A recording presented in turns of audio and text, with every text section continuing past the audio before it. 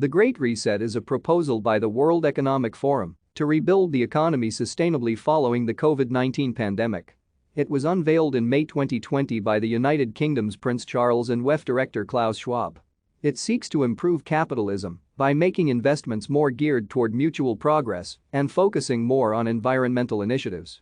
It has been criticized for using the pandemic to implement a risky experiment, and a petition to stop it gained 80,000 signatures in less than 72 hours.